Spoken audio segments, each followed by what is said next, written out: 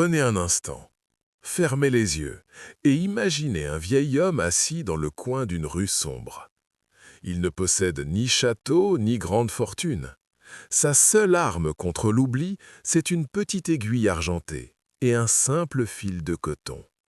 Pourtant, dans son petit atelier qui sent le vieux bois et le tissu frais, il accomplit des miracles quotidiens.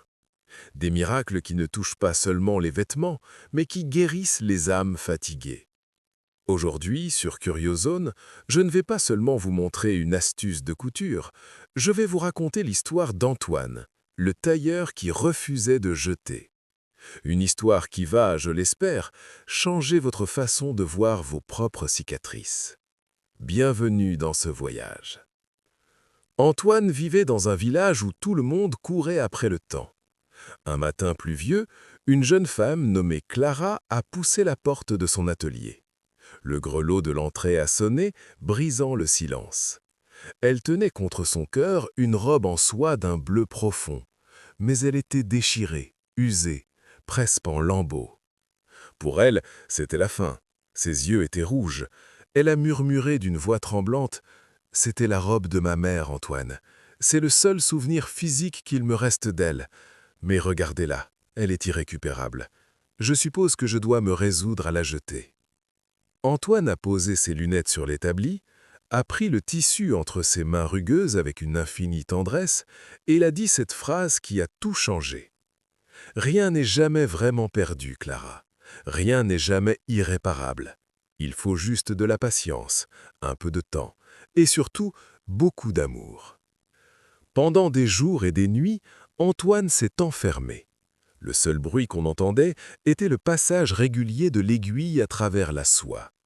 Chaque point de suture n'était pas qu'un geste technique, c'était une promesse de reconstruction. Parfois, ses vieux doigts fatigués se piquaient et une goutte de sang perlait, mais il ne s'arrêtait jamais. Il aimait dire à ses apprentis « Voyez-vous, une cicatrice sur un tissu est exactement comme une cicatrice dans notre propre vie.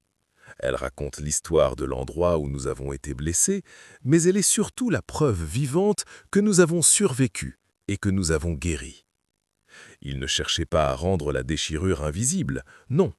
Il utilisait des fils d'or pour broder par-dessus, transformant la blessure en un motif magnifique, rendant l'objet plus solide et plus précieux qu'il ne l'avait jamais été. Le jour où Clara est revenue, le soleil perçait à travers les vitres de l'atelier. Quand Antoine a déplié la robe, elle n'en a pas cru ses yeux. La soie bleue semblait vibrer de vie. Les déchirures avaient disparu sous des broderies délicates qui semblaient raconter une nouvelle histoire. Ses larmes de tristesse se sont transformées en un sourire radieux.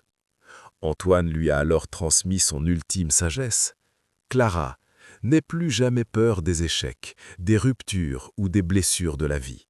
Dans l'existence, comme en couture, chaque erreur, chaque trou est une opportunité unique de créer quelque chose de plus résistant et de plus beau. Ne jetez plus vos espoirs dès qu'ils s'abîment. Apprenez l'art de les réparer. » Cette histoire nous rappelle que nous sommes tous les artisans de notre propre destin. Que ce soit pour un vêtement que vous chérissez, une relation qui s'effrite ou un rêve qui semble se briser, ne baissez pas les bras.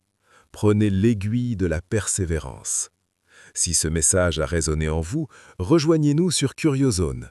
Abonnez-vous pour ne rien manquer de nos prochaines aventures créatives. Ensemble, apprenons à ne plus jeter, mais à transformer. Merci d'avoir été là. Et rappelez-vous, votre histoire est précieuse, même avec ses déchirures.